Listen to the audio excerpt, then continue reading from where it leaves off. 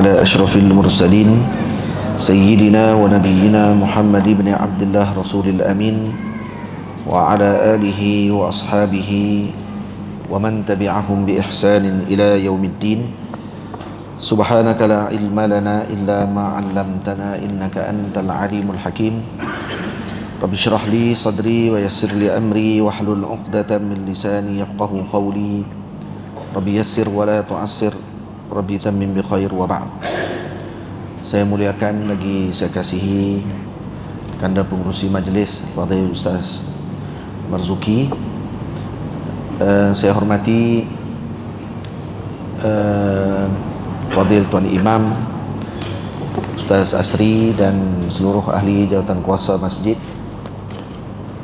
Tuan Bilal ahli jawatan kuasa, dan para ibu ayah, abang, kakak-kakak, para santri yang dirahmati Allah Ta'ala sekalian, juga yang mengikuti majlis pada malam ini di live dan seumpamanya. Jadi saya pada malam ini cadang untuk kita sama-sama dengar sedikit daripada kitab Mursyiduz Zuwar ila Ziyaratil Akhyar yang saya karang berkenaan dengan adab-adab menziarahi para salihin dan para awliya Allah Subhanahu wa Ta'ala. Boleh tak? Tak ada tajuk apa kan? Boleh kan? Baik, bismillahirrahmanirrahim. Bagi yang ada kitab ni, pada muka surat yang ke-74 bagi kitab Jawi yang Rumi, muka surat yang ke berapa? Muka surat yang ke-5. Baik. Bismillahirrahmanirrahim. Disunatkan juga kepada kita meminta agar orang saleh tersebut mendoakan kebaikan dan kesejahteraan kepada kita di dunia dan akhirat. Jadi kitab ini saya karang berkait dengan adab-adab menziarahi orang-orang saleh, sama ada yang masih hidup atau yang telah wafat. Karena kita menziarahi orang-orang saleh ni adalah salah satu daripada ubat kepada penyakit jiwa. Disebutkan oleh para a'immah, para ulama, ada beberapa perkara yang disebut sebagai ubat hati. Antaranya adalah membanyakkan bacaan Al-Quran. Yang kedua adalah bangun malam. Yang ketiga antaranya adalah menziarahi orang-orang yang saleh. Menziarahi orang yang saleh terbahagi kepada dua, sama ada yang masih hidup ataupun yang telah meninggal dunia, yang wafat. Dan orang-orang yang saleh yang wafat, hakikatnya mereka hidup di sisi Allah Subhanahu wa Ta'ala. Karena Allah Subhanahu wa Ta'ala menyebutkan dalam Al-Quran, wala tahsabanna alladhina qutilu fi sabilillahi amwat bal ahya'un 'inda rabbihim yurzaqun. Jangan kamu sangka mereka yang mati di jalan Allah itu mereka itu mati. Bahkan mereka hidup di sisi Allah dan diberi rezeki oleh Allah Subhanahu wa Ta'ala. Diberi rezeki dengan makna maknawi dan juga hissi. Rezeki maknawi, ilmu mereka semakin bertambah, pengetahuan mereka juga semakin bertambah, dan kedudukan mereka ditinggikan oleh Allah Subhanahu wa Ta'ala. Dan yang kedua, rezeki hissi dengan makna diberikan pakaian kepada mereka, diberikan makanan kepada mereka, diberikan tempat tinggal kepada mereka. Yang kita lihat dalam kubur, bila masuk dalam kubur, ruang liang lahat yang ada itu adalah hanya tempat untuk meletakkan jasad kasar kita sahaja. Karena yang diberikan oleh Allah dengan nikmat pada ketika itu adalah kepada ruh. Ruh tadilah tempat untuk mendapatkan nikmat. Seperti mana kita hidup sekarang ini pun, yang mendapatkan nikmat itu adalah ruh. Kita rasa seronok, gembira. Yang gembira itu adalah ruhnya kita yang ada dalam tubuh kita. Buktinya, ketika ruh keluar daripada tubuh kita, yang tinggal jasad kasar kita, maka tidak ada apa-apa yang akan berlaku pada jasad tersebut. Yang berlaku hanya perubahan pada sudut biologi bagi jasad tersebut. Dia akan menjadi membengkak, kemudian keluar dengan air danur, dan kemudian akan jadi menghancur.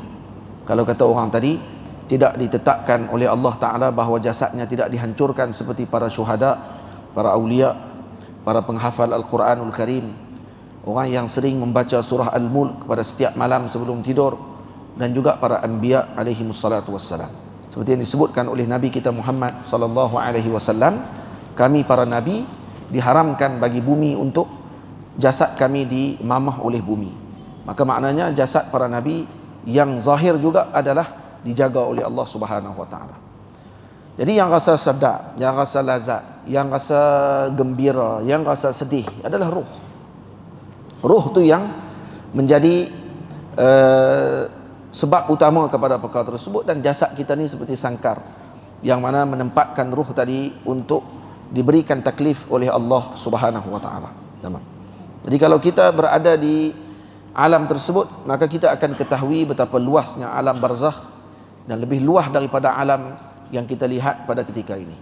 Karena alam, dia ada alam syahadah yang kita nampak sekarang ini, ada alam malakun, ada alam jabarun, ada alam lahud dan seumpamanya, seperti yang dibahaskan oleh para ulama sufi di dalam kitab-kitab mereka. Jadi disunatkan kita meminta agar orang soleh ni, kalau ni adab yang pertama ni kita dah baca sebelum ni di Masjid Sultan Abdul Halim Shah, Abdul Halim Shah, ada Shah pandai-pandai nama Shah ni, Abdul Halim di Taman apa dia? Taman Ria Jaya. Taman Ria Jaya. Tak ada Jaya jadi taman lain terus, no? Taman Ria lain lah. Taman Ria Jaya lain pula. Saya sampai lah pening Sungai Tani, sampai lah masuk Sungai Tani kena pakai waist. Kalau tidak sampai lah ni Majidi ni banyak kali dah duk mai rumah Ustaz Mazuki banyak kali dah, tapi duk pening tu. Sate semelin tu abang pergi 3 kali pun kena mai pakai waist juga. Padahal senang je nak mai. Kalau masuk Sungai Tani ke Pekan tu lagi habis terus, tak tahu. Baru usah masuk kampung. Baik. Jadi kita dah baca di Masjid Sultan Abdul Halim di Taman Ria Jaya. Kemudian ni saya sambung saja pengajian di sini, terus bagi kitab tersebut. Jadi disunatkan juga kepada kita meminta agar orang soleh tersebut, ni orang yang hidup, orang soleh yang hidup, mendoakan kebaikan dan kesejahteraan kepada kita di dunia dan akhirat. Telah dinyatakan di dalam kitab Hisnul Hasin Al-Kabir karangan Al-Imam Muhammad ibni Muhammad Syamsuddin Al-Ma'ruf bibni Al-Jazari yang wafat pada tahun 833 Hijriah. Beliau menyebutkan disunatkan bagi seseorang tersebut memohon doa daripada orang-orang yang mulia, walaupun yang meminta tersebut lebih mulia daripada yang diminta mendoakannya. Dan ini berdasarkan akhlak Nabi kita Muhammad sallallahu alaihi wasallam yang telah meminta agar Sayyiduna Umar radhiyallahu taala anhu mendoakan baginda Nabi ketika beliau ingin bermusafir melaksanakan umrah. Sayyidina Umar waktu nak pergi umrah, baginda Nabi kita Muhammad sallallahu alaihi wasallam meminta kepada beliau untuk mendoakan baginda Rasul sallallahu alaihi wasallam. Ada siapa lagi yang lebih tinggi daripada Nabi Muhammad? Tak ada. Itu pun Nabi tawaduk dan minta kepada Sayyidina Umar untuk mendoakan beliau. Dan Sayyidina Rasul juga mengajarkan kepada Sayyidina Umar dan Sayyidina Abu Bakar untuk memohon doa kepada Sayyidina Uwais Al-Qarani radhiyallahu taala anhu, yang tabi'in dikira sebagai tabi'in kabir, walau tidak pernah bertemu dengan Sayyidina Rasul sallallahu alaihi wasallam, dan beliau di peringkat yang lebih rendah daripada Sayyidina Abu Bakar dan Sayyidina Umar. Tak ada orang yang menandingi di kalangan umat boleh menandingi kedudukan Sayyidina Abu Bakar dan menandingi kedudukan Sayyidina Umar di sisi Allah dan Rasul. Pun begitu Nabi kita Muhammad bagi tahu kepada Sayyidina Abu Bakar dan Sayyidina Umar, kalau bertemu dengan seorang lelaki yang namanya Uwais Al-Qaran, yang daripada negeri Al-Qaran, maka minta doa kepada beliau, mohon dia doakan dengan kebaikan. Ini adalah adab yang telah ditunjukkan oleh para awliya dan salihin, khususnya junjungan besar Nabi kita Muhammad sallallahu alaihi wasallam. Jadi jangan berasa kita lebih, maka kita tak perlu minta doa daripada orang lain. Hatta jumpa dengan para murid kita sekalipun, kalau murid menyebutkan tolong doakan saya, sebut balik kepadanya dengan doakan kami juga, dengan kebaikan. Karena kita tak tahu doa siapa yang dimustajabkan oleh Allah Subhanahu wa taala. Karena orang yang paling tawaduk, orang itulah nanti akan diangkat doanya oleh Allah Subhanahu wa taala. Murid yang datang kepada gurunya dengan minta kepada doa tersebut, dia datang dengan tawaduk. Dia datang dengan tawaduk dan kemungkinan barakahnya daripada beliau. Orang yang minta kita doakan tadi, itu lebih barakah lagi mungkin daripada kita yang diminta olehnya untuk mendoakan. Guru kami yang mulia Maulana Syekh Badruddin Jad hafizahullah rahimahullahu taala, saya ke rumah beliau dan waktu kami baca kitab Arba'in Al-Ujluniyah, waktu tu dia cerita tentang rumah dia dekat dengan Giza. Buka tingkap rumah dia nampak piramid. Kata beliau, dia pernah waktu ketika kecil, waktu umur 11 tahun, ayahnya yang merupakan ulama besar Al-Azhar Al-Sharif yang duduk di Aryaf di kampung, mengizinkan dah beliau untuk bagi khutbah dah pada waktu tu. Di umur 11 tahun dah bagi khutbah Jumaat di kampungnya. Jadi setiap kali dia turun, ayahnya ulama besar mazhab Maliki, setiap kali bagi khutbah, turun khutbah, ada seorang lelaki tua ni akan main salam dengan Syekh waktu tu umur 11 tahun, dan salam nak cium tangan dia. Dan peristiwa ni berlaku dan Syekh selalu tarik. Satu hari bila nak cium, dia tarik tangan, tak bagi. Cium lagi, tarik tangan lagi, tak bagi. Sampailah akhirnya orang tua ni teriak, menangis kerana nak cium juga tangan. Jadi Maulana Syekh Abdul Karim Syekh Badruddin Jad Al-Hasani, dia tengok kepada ayah dia kata, bagi izin dia cium. Bila dah cium tangan dia datang jumpa dengan ayah dia kata, kenapa ayah suruh dia cium? Patutnya saya yang cium tangan dia orang tua. Saya budak lagi umur 11 tahun. Maka kata ayah dia, wahai anakku, kamu tak tahu mana satu yang berkah, tanganmu kah atau mulut dia kah yang berkat pada waktu itu. Nah, kamu tak tahu mana yang berkat sebenarnya, tangan dia kah, tangan kamu yang dia nak cium tu. Dia nak ambil berkat kamu, maka dia cium tangan kamu, dan kamu pun tak pasti mana yang berkat benarnya, sama ada tangan kamu ataupun mulutnya yang mencium tadi kepada tangan kamu tersebut. Jadi itu para guru ketika mengizinkan para muridnya untuk mencium tangannya adalah kerana mengharapkan dengan barakah tersebut. Karena bukan, tak semestinya ketika mana seorang guru dibenarkan tangannya untuk dicium oleh muridnya tadi dengan makna dia berbangga diri atau menganggap bahawa dia lebih tinggi daripada muridnya. Bahkan mungkin dia juga dalam hati mengharapkan barakah daripada muridnya yang tawaduk dengannya pada ketika tersebut. Tamam. Hadis diriwayatkan oleh Imam Abi Daud radhiyallahu taala anhu daripada Sayyiduna Umar. Kata Sayyiduna Umar, istazantun nabiyya sallallahu alaihi wasallam fil umrati, aku telah meminta izin daripada baginda Nabi sallallahu alaihi wasallam untuk melaksanakan umrah. Ini adab orang zaman dulu, ya, para murid ketika sahabat Nabi adalah muridnya Rasul sallallahu alaihi wasallam. Para sahabat muridnya baginda Rasul, tapi tidak digunakan istilah murid, digunakan istilah sahabah. Tawaduknya baginda Nabi SAW, dan istilah sohbah itu lebih halus, lebih mendalam. Karena apa? Karena sohbah akan mengambil segala apa yang ditunjukkan oleh persahabatannya tersebut. Laman wadaman, lahman wadaman. Nah, daging dan darahnya akan bergabung dengan apa yang dia kasihi tadi, maka digunakan istilah sahabah. Nah, walaupun hakikatnya mereka adalah murid kepada Nabi kita Muhammad SAW. Dan Nabi sendiri menggunakan istilah as-sahabi. Nah, ashabi, yakni para sahabatku. Jadi bila mana Sayyidina Umar tengok, salah satunya apa dia? Hatta nak pergi umrah pun minta izin dulu dengan Nabi SAW. Ini urusan ibadah. Nah, maka diminta izin kepada Nabi. Fa'azina li, lalu Nabi mengizinkan aku. Wa qala, dan kata Rasulullah, la tansana ya ukhay min du'aik. Jangan kamu lupakan kami dalam doamu, wahai saudaraku yang tercinta. Kenapa terjemah saudaraku yang tercinta? Karena digunakan dengan tasghir, ukhay, dengan makna ihsan, dengan makna kasihnya Nabi kepada Sayyidina Umar. Nabi tak kata ya akhi, bina kena ya ukhay, dalil kepada kasihnya Nabi kepada Sayyidina Umar. Min du'aik, jangan kamu lupa mendoakan kami, wahai saudara kami yang tercinta.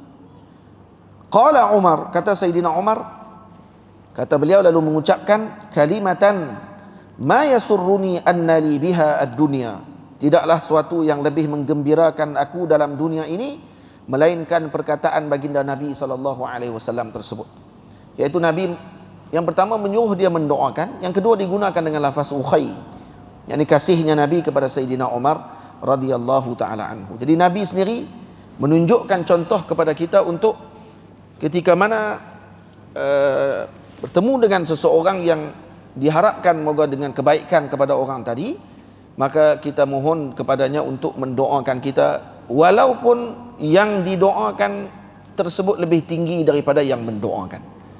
Jadi tidak ada istilah takabur dalam bab doa, tidak ada istilah rasa besar diri pada bab doa. Faham? Jumpa siapa saja orang-orang yang diharapkan dengan keberkatan, kebaikan, maka kita doa, minta kepada mereka untuk mendoakan kita dan keluarga, anak-anak dan seluruh kaum muslimin dengan kebaikan. Yang ini adab ziarah dengan orang yang masih hidup. Masuk bab baru, adab-adab menziarahi aulia yang telah wafat dan selainnya. Ini adalah sebahagian adab atau wazifah. Wazifah ini tugas, yaitu tugas yang perlu dilakukan oleh para penziarah ketika menziarahi para wali atau sesiapa sahaja yang telah wafat. Ini adab ziarah kubur, ziarah maqam para wali Allah Subhanahu wa taala. Ramai orang ziarah tapi tidak mendapatkan faedah ziarah. Sia-sia saja perjalanan dia pergi dan kemudian dia tidak mendapatkan faedah, malah pulang dengan kebiadaban. Balik dengan mendapatkan maktun, kemurkaan daripada Allah dan Rasul dan daripada kekasihnya Allah dan Rasul. Jadi buat apa? Kita nak faedah tersebut. Nah, biar ziarah kita tadi ziarah yang diberkati oleh Allah Ta'ala. Syahrimi, bang ustaz kelah ya. Perkara ini telah disebutkan oleh Al-Imam Muwaffaquddin Ibnu Utsman rahimahullahu ta'ala yang wafat pada tahun 615 Hijriah. Di dalam kitabnya Mursyiduz Zuwar ila Quburil Abrar, atau nama lainnya Ad-Durrul Munazzam fi Ziyarati Al-Jabalil Muqattam. Ada satu kitab, seorang alim kabir daripada Mesir, namanya Al-Imam Muwaffaquddin Utsman, karang sebuah kitab adab ziarah ke makam para wali yang ada di Jabal Muqattam secara khusus. Di Jabal Muqattam ada ribuan makam para awliya Allah Subhanahu wa taala. Dan dikatakan juga di Jabal Muqattam jugalah makamnya Sayyidina Nabi Allah Yusuf alaihi salam. Kemudian dipindahkan daripada Jabal Muqattam, dipindahkan ke Syam. Nah, setelah itu, nah, dikatakan makam Sayyidina Bunyamin, adik kepada Sayyidina Yusuf alaihi salam, satu bapa satu ibu. Nah, adik sebapa seibu, Sayyidina Bunyamin juga katanya di Mesir. Dan juga para awliya yang lain, Sayyidina Al-Imam Syafi'i, Sayyidina Al-Imam Izzuddin ibn Abdussalam, Sayyidina Al-Imam Al-Munawi, Sayyidina Al-Imam Al-Muzani, Sayyidina Al-Imam At-Tahawi, Sayyidina Al-Imam Ibnu Athaillah As-Sakandari, Ibnu Daqiqil Aid, Al-Imam Ibnu Abi Jamrah, Sayyidi Ali Wafa dan Sadah Wafaiyah, kibar awliya semuanya dimakamkan di Jabal Muqattam.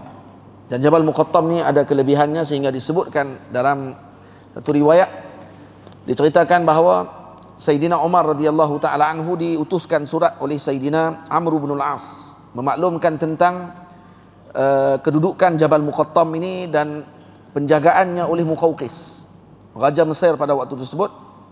Muqawqis tidak mau jual tanah ni.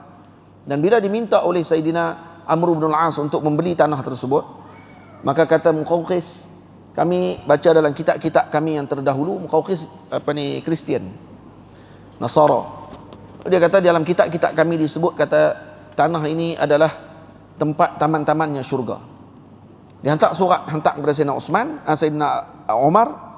Sayyidina Umar kata beli tanah tersebut, kerana taman-taman syurga tidak lain dan tidak bukan adalah maqabir al-muslimin, yakni kubur golongan muslimin. Disitulah taman-taman syurga Allah Subhanahu wa taala, dan dibeli dan sekarang menjadi tempat perkuburan para salihin dan para awliya Allah Subhanahu wa taala.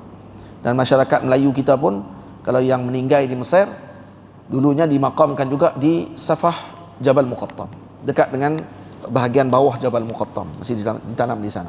Dan para masyayikh ramai juga yang tinggal di atas Jabal Muqattam.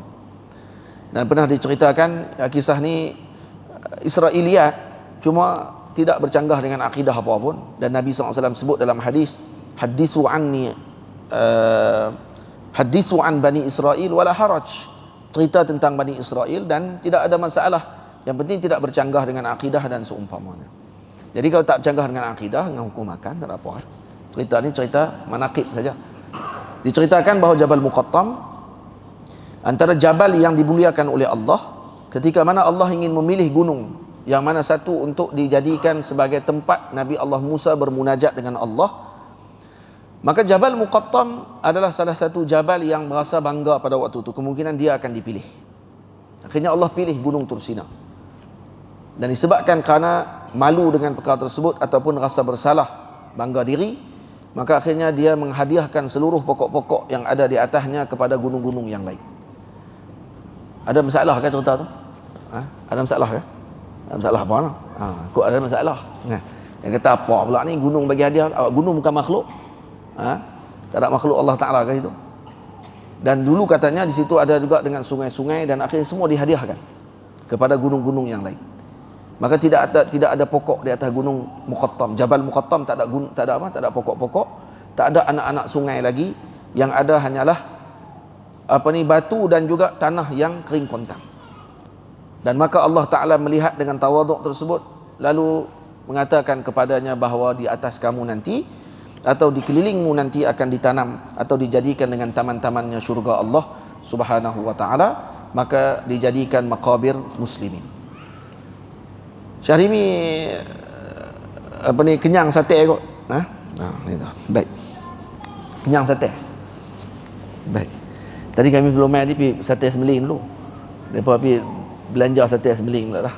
Ya. Itu ada yang santri ni baru start bismillahirrahmanirrahim, dia dah pergi ke sate Semeling balik. Ya. Baru bismillah ya. Jadi Imam Mufaquddin tulis kitab adab nak ziarah Jabal Muqattam. Nak pergi ke makam mana dan bagaimana cara ziarah ke makam-makam tersebut, disebutkan dalam kitab Al-Imam Mufaquddin. Tahun bila dia tulis? Beliau wafat tahun 615 Hijriah. 615 Hijriah, maksudnya sebelum zaman Al-Imam Abdul Wahab Sya'rani radhiyallahu taala anhu. Kerana itu ada sebahagian makam para wali yang tidak disebutkan oleh beliau dalam kitabnya. Kenapa? Karena dia wafat awal daripada imam yang dimakamkan di situ. Tamam. Dan Nabi kita dalam hadis sebut, kuntu nahaitukum an ziyaratil qubur ala fazuruha. Aku larang kamu melawat kubur, maka sekarang aku izinkan ziarahlah kubur, kata Nabi SAW. Dan kita dah syarah baru ni di Masjid Sultan Abdul Halim tentang menziarahi maqamat ataupun kubur ni ada beberapa sebab. Antaranya kerana menyambung qarabat dengan keluarga kita. Ziarah ayah kita, ibu kita yang telah wafat, keluarga kita, adik-beradik kita dan seumpamanya. Yang kedua, kerana untuk mengambil wa'zun, itti'az ataupun mengambil peringatan. Maka yang ni lawatlah kubur siapa pun, hatta yang bukan Islam sekalipun. Kita pergi ke kubur orang bukan Islam sekalipun. Maka untuk mengambil peringatan, lalu di kuburan orang Cina sekalipun, lalu di perkuburan orang-orang Kristian sekalipun, melihat kepada tempat tersebut boleh mengingatkan kita kepada mati, dan kita doakan kepada diri kita agar tidak dimurkai oleh Allah Subhanahu wa taala ketika mana kita mati kelak. Tidak ada masalah. Hatta kalau lawat kubur orang bukan Islam dengan tujuan untuk itti'az, untuk mengambil peringatan, tidak bermasalah. Yang ketiga, tujuannya adalah untuk mengambil barakah, iaitu melawat maqam para wali Allah Subhanahu wa taala. Tamam? Masalah yang berlaku sebahagian di kalangan saudara-saudara kita yang menentang dengan perkara tersebut, mengatakan seolah kata berkat ni tidak ada melainkan hanya kepada Allah Ta'ala saja. Semua tu tak cerita tu. Kalau cerita macam tu, tak ada cerita apalah. Semuanya daripada Allah. Semua daripada Allah. Berkat daripada Allah, amalan kita ni pun daripada Allah, penerimaan pun daripada Allah. Yang tu orang mengaji tauhid semua faham tentang masalah tersebut. Cuma dalam dalil Al-Quranul Karim, Allah Ta'ala sendiri sebut, kata ada tempat-tempat yang tertentu, zaman-zaman yang tertentu, benda yang tertentu Allah Ta'ala berikan barakah. Bibakkata mubarakan, Mekah yang diberkati oleh Allah. Wa anzalna minas sama'i ma'an mubaraka, turun daripada langit air yang berkat. Air hujan pun Allah Ta'ala sebut berkat. Dan turun pula di Mekah, yang Mekah tu negeri yang berkat. Dan kemudian Allah Ta'ala sebut dalam Quran, apa dia? Surah apa ni berkenaan dengan Quran? Quran turun bulan Ramadan. Macam mana?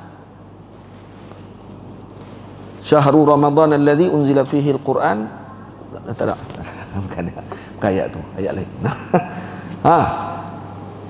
Kalau dalam hadis bila sebut Ramadan ataupun kalau orang kita kata dalam hadis, orang sebut Ramadan al-Mubarak, juga diberkati, Ramadan yang diberkati. Ada masalah? Tak ada masalah apa. Dan aulia Allah Ta'ala diberkati, tempat yang tertentu diberkati, masa yang tertentu diberkati, zat tertentu yang diberkati, itu tidak berlaku masalah pun dalam tradisi golongan muslimin. Yang menjadi masalah ketika mana kejahilan menutupi kepala otak orang kita. Maka jahil adalah suatu benda yang akan menjadi musuh dengan sesuatu. An-nasu a'da'un lima jahilu. Seorang tu akan jadi musuh dengan sesuatu yang dia jahil. Maka kena mengaji. Juga ianya dinyatakan oleh Imam Abdullah Khayyat Al-Harushi rahimahullah dalam kitabnya Fathul Mubin wa Durrus Samin fi fadli salati wassalami ala sayyidil mursalin sallallahu alaihi wasallam. Al-Imam Al-Harushi dalam kitabnya menyebutkan wazifah ataupun tugas-tugas, adab-adab yang kita perlu laksanakan ketika melawat aulia yang telah wafat. Antaranya, yang pertama, mengikhlaskan niat kerana Allah serta menghadirkan niat ziarah tersebut hanyalah semata-mata kerana Allah Ta'ala, bagi memperbaiki kerosakan dalam jantung hatinya. Jadi menziarahi aulia adalah salah satu sebab kepada membersihkan dan juga menenangkan hati seseorang. Kita duduk di zaman yang penuh dengan manusia-manusia yang sakit jiwanya. Masalah macam-macam. Orang kata paling tinggi masalah waktu masa PKP hari itu. Kat semua pening. Tak tahu nak buat apa. Kerja tak ada. Duit tak ada. Dan waktu tu baru kita sedar balik bahawa yang sebenarnya kita duduk bela lah ni adalah jasad kasar kita sahaja. Kerana tu bila tak ada saja makanan yang berbentuk untuk bagi kepada jasad kasar, maka ketika tu dia akan meronta-ronta dan sampai kepada tahap membunuh diri dia. Dia terlupa roh dia ada lagi. Dia bunuh diri kasar dia sahaja. Roh dia ingat akan hilang macam tu saja. Maka ini orang-orang yang macam ni yang berlaku dalam masyarakat kita, kita nak salahkan secara total kepada mereka juga tak boleh. Kerana apa? Kerana suasana yang mereka hidup adalah dengan materialistik. Yang ada pada ketika tersebut terbina dengan mereka dengan suasana yang material. Berbeza dengan para awliya Allah Subhanahu wa taala, tidak ada istilah bagi mereka dengan istilah bunuh diri, gantung diri, nak menamatkan riwayat hidup mereka kerana tidak mendapatkan sesuatu yang mereka inginkan pada jasad tubuh mereka. Kerana roh mereka kuat. Jadi yang penting pada waktu sekarang ni adalah pembinaan roh, kerohanian. Jadi bukan hanya sekadar belajar tasawuf, tetapi juga mengamalkan tasawuf. Sebab tu ilmu tasawuf bukan hanya ilmu teori untuk kita pelajari, tahu penyakit hati, penyakit jiwa, macam mana nak ubati penyakit tersebut, tapi tidak diamalkan. 300 kitab tasawuf kalau baca pun, kalau tak beramai, tak jadi apa. Tak jadi apa. Dia tak akan naik peringkat nafsu dia. Daripada amarah menuju ke nafsu yang seterusnya sampai ke nafsu kamilah. Tak akan boleh. Salah satu jalan untuk nak bagi tenang hati. Sebab ni masalah paling besar bagi kita. Masalah paling besar adalah masalah jiwa. Laki bini berkelahi kerana jiwa. Anak-anak masalah kerana jiwa. Murid biadab dengan guru kerana jiwa. Guru sombong dan tidak mau terima nasihat kerana jiwa. Semua jiwa. Betul tak betul? Ada orang nak masjid ni. Betul tak betul? Baik. Ini kerana penyakit keras hati itu tidak dapat dirawat melainkan dengan beberapa perkara. Antaranya adalah menziarahi orang-orang soleh. Ini seperti yang disebutkan oleh seorang penyair, disebut dalam syair dia apa dia? Innal qasawata la dawa'a li durriha. Sesungguhnya keras hati itu tiada ubat pada mudaratnya. Illa ziyarata sakinil alhadi, melainkan dengan berziarah kepada penghuni lahat. Wala rabba zawrati arifin arbal fata, berkemungkinan hanya dengan sekali ziarah kepada seorang arif billah, wali, menyebabkan seorang pemuda itu minha ala zuhadi wal ubadi, mendapat keuntungan darinya berbanding para zuhad dan ahli ibadah. Mungkin seorang pemuda diberikan pembukaan oleh Allah dengan hanya melawat seorang wali Allah saleh yang mendoakan dia dengan kebaikan.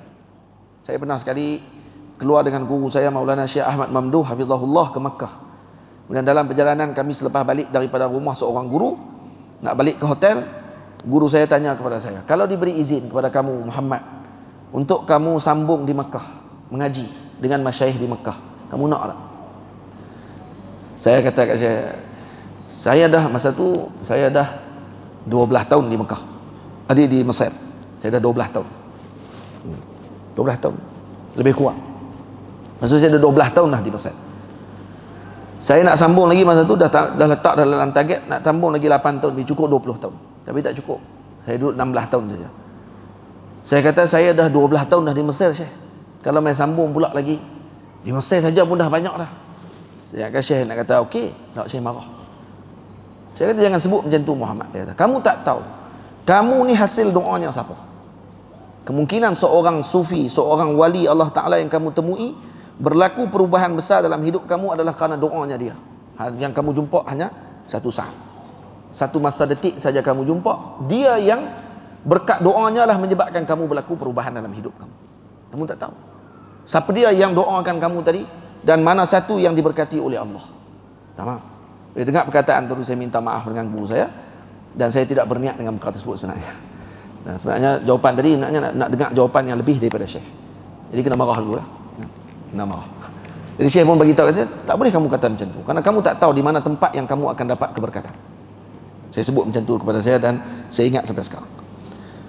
Dan kemudian wala khairu a'malil 'abidi julusuhum, dan sebaik-baik amalan seorang hamba tersebut adalah duduknya mereka itu indal wali hani'atan lis-sadi, di sisi seorang wali bagi mendapatkan habuannya yang diburu, yakni berkat dan kebaikan hasil daripada ziarah tersebut.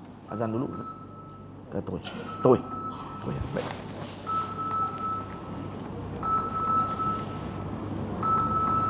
Jadi sebaik-baik amalan seorang hamba tersebut adalah duduk di sisi para awliya Allah Subhanahu wa taala. Kenapa?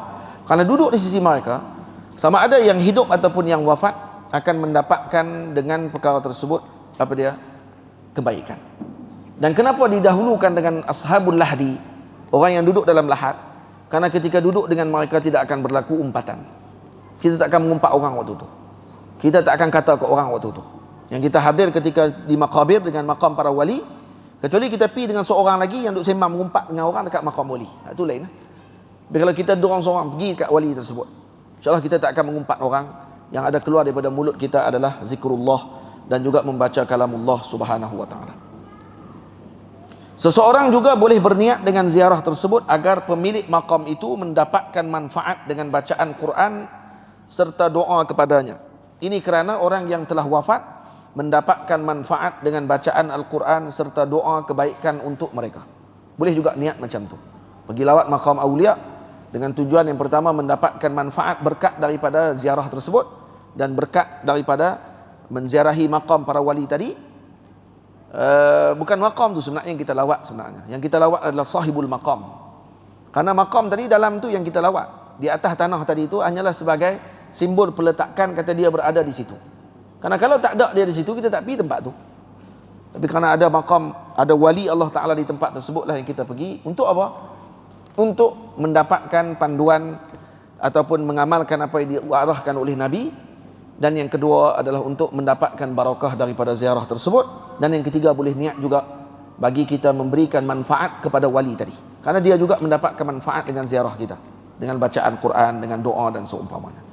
Manakala ketika menziarahi kubur orang soleh atau wali, seseorang tersebut juga boleh berniat untuk mengambil berkat dengan sahibul maqam serta mendapatkan doa keberkatan daripadanya dari alam barzakh. Menziarahi mereka juga diharapkan agar doa kita dimakbulkan oleh Allah. Al-Imam Sayyidi Muhammad Ibnu Abdul Qadir Al-Fasi rahimahullah pernah menyebut bahawa Al-Imam Syafi'i radhiyallahu anhu mengatakan, Imam Syafi'i sebut, Imam Syafi'i kata apa? Qabru Musa al-Kazim at-tiryaqul mujarrab. Kubur Sayyidina Musa Kazim, cucu Nabi kita Muhammad sallallahu alaihi wasallam, itu adalah penyembuh yang mujarrab. Tu. Imam Syafi'i buat syirik. Kemah lagi kita pada Imam Syafi'i. Imam Syifi'i kata qabru Musa al-Kazim tiryaqul mujarrab. Kubur Sayyidina Musa Kazim itu adalah penyembuh yang mujarrab. Kata gitu. Jadi ziarah makam para wali apa semua kali ini tidak menjadi masalah melainkan kepada golongan sahabat saudara-saudara kita yang dalam kepala otaknya masuk penyakit. Dia ada virus dalam kepala dia. Dia ingat kalau lawat makamnya dikira sebagai sembah kubur. Ini tuduhan besar kepada golongan muslimin. Ini tuduhan yang boleh membawa kepada perpecahan. Seolah menganggap kata kita ni pergi melakukan benda yang syirik kepada Allah Ta'ala.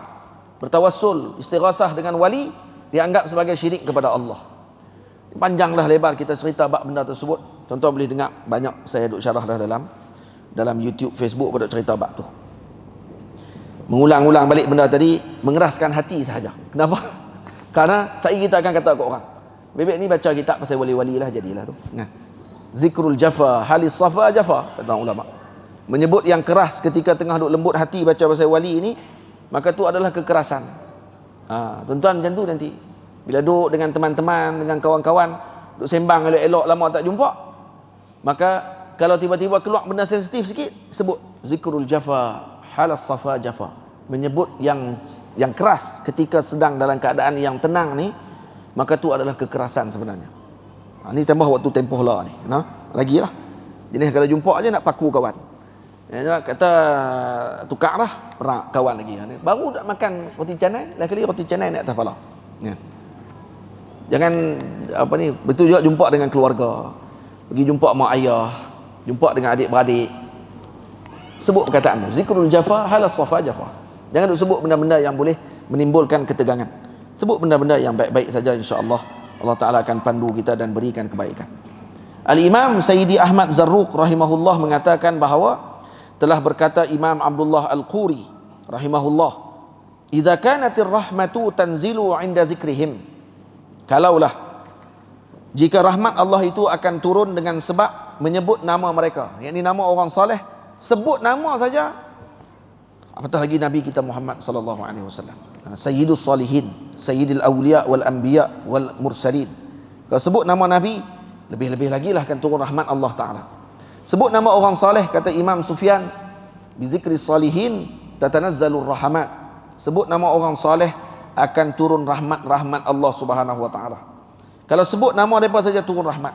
Fama zannuka bimawatin ijtima'ihim ala rabbihim.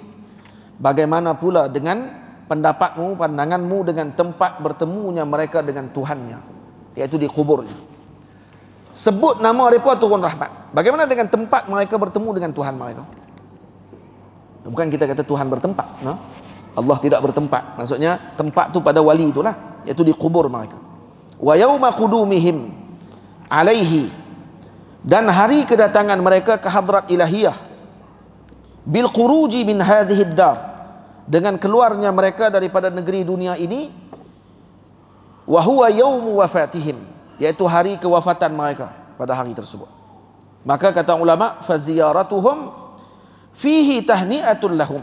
Hakikatnya kita ketika menziarahi para wali, maka menziarahi mereka pada tempat tersebut seolah-olah kita datang mengucapkan tahniah kepada mereka atas nikmat dan rahmat yang tidak akan putus-putus ke atas mereka, yang disebut wa ta'arrudun lima tatajaddadu min nafahatir rahmati alaihim. Maknanya kita lawat maqam wali, kita sedang mengucapkan tahniah sebenarnya kepada mereka. Kenapa? Karena mereka telah berpindah daripada alam yang sempit ke alam yang luas, daripada alam dunia ke alam yang baqa, alam yang fana ke alam yang baqa. Ini permulaan pintu kepada alam akhirat. Maka mereka dah masuk ke alam tadi dan mereka mendapatkan nikmat yang kekal. Jadi itu sebenarnya mengucapkan tahniah sebenarnya. Jadi orang yang kalau kata kita duk bagi hadiah dekat dia selalu, ucap tahniah kepada dia, takkan dia lupa kita? Kalau tiap-tiap hari birthday anak-anak kita buat birthday kepada dia, takkan dia nak lupa kepada ibu ayah dia? Dia akan ingat nanti mak dia pernah buat birthday kepada dia, nanti dia akan buat balik dekat mak dia. Ayah dia pernah bagi hadiah kepada dia waktu birthday dia, dia akan bagi balik hadiah kepada ibu dan ayahnya nanti kelak pada satu masa akan datang. Fahiya idzan mustahabbatun, maka menziarahi kubur itu adalah sunnah. In salimat min muharramin, ini jika ianya selamat daripada berlakunya perkara yang haram, au makruhin, ataupun yang makruh, fi asli syar'i, pada usul syarak. Seperti apa? Kajtima'in nisa'i, seperti berkumpulnya wanita-wanita, lelaki dan wanita berkabung, duduk sekali dalam ramai-ramai lelaki perempuan bercampur aduk, maka itu hukumnya adalah haram. Wa tilkal umuri allati tahdusu, dan juga perkara-perkara yang bid'ah yang dilarang ketika mana berada di perkuburan para wali Allah Ta'ala, seperti nurun dan seumpamanya yang dilakukan oleh orang-orang jahil. Tamam. Yang tu kita tak bagilah. Nah, Tapi kalau sekadar melawat maqam para wali, berdoa di maqam para wali Allah Ta'ala, dan juga membaca Al-Quran di situ, dan bertawassul dan istighatsah dengan maqam para wali Allah Ta'ala, dengan wali tersebut, apa masalahnya? Masalah apa? Nah, jadi masalah kalau tak tahu. Bila kita tak tahu, kena tanya yang tahu. Nah, bukannya bila kita tak tahu, kita buat tahu. Buat tahu tu yang masalah tu. Yang kedua, adab kedua, sebaiknya memilih untuk berziarah pada hari Jumaat.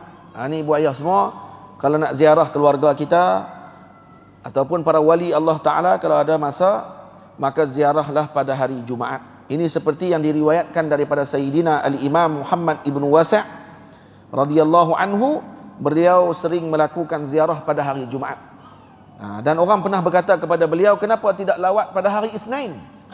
Patutnya lawat hari Isnin juga hari mulia, hari Nabi SAW.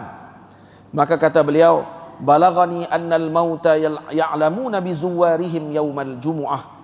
Telah sampai kepadaku riwayat bahawa si mati mengetahui dan mengenali sesiapa yang menziarahi mereka pada hari Jumaat. Hari Jumaat khusus. Wali-wali kalau kata kita ziarah ibu ayah kita ke saudara mara kita, dia akan nampak terus pada waktu tu. Dia tak terhijab dengan alam dia pada waktu tersebut. Tamam? Wa ma qablahu, juga pada hari sebelumnya, yakni Khamis, wa ma ba'dahu, dan juga hari selepasnya, iaitu Sabtu. Jadi maknanya siapa yang ziarah pada hari tersebut Jumaat, ataupun ziarah pada petang Khamis, atau ziarah pada waktu hari Sabtu, maka mereka akan dikenal oleh para penziarah, wali tersebut akan mengenali orang tersebut satu persatu. Kita kalau ziarah orang-orang soleh pada ketika hidup, kalau pi dua bah ziarah dia, agak kena kenal kita semua. Dan kerana alamnya terhijab, dia masih terhijab dengan jasad kasar dia pada waktu tersebut. Tapi ketika mana dia telah wafat, maka alam tadi lebih luah. Kata ulama, orang yang ziarah tadi mailah berapa ramai pun dia akan kenal seorang-seorang, termasuk dengan ibu dan ayahnya sekali. Itu kelebihan alam barzah. Jadi kalau ziarah tidak akan disia-siakan oleh Allah Subhanahu wa taala, tak akan disia-siakan. Apatah lagi menziarahi Nabi kita Muhammad sallallahu alaihi wa alihi wasallam. Sebahagian ulama mengatakan bahawa disunatkan melakukan ziarah pada hari Rabu. Ini kerana terdapat riwayat yang menyebut bahawa Allah menjadikan cahaya pada hari Rabu. Jadi menziarahi kubur adalah cahaya dan doa juga adalah cahaya, maka digabungkan cahaya atas cahaya daripada siapa yang menziarahi perkuburan pada hari tersebut. Jadi maksud di sini umumnya kita kata boleh ziarah pada hari apa pun tidak ada masalah. Cuma hari yang dituntut itu lebih akid ataupun lebih kuat lagi untuk kita ziarah pada hari tersebut, kalau diberi peluang dan masa kepada kita untuk menziarahi. Al-jafa, keras hati, adalah ketika kita tidak menziarahi mereka. Seperti mana ibu ayah kita tunggu anak-anak balik kalau hari raya, macam tu jugalah pada setiap Jumaat, kerana Jumaat adalah hari raya setiap minggu bagi golongan muslimin.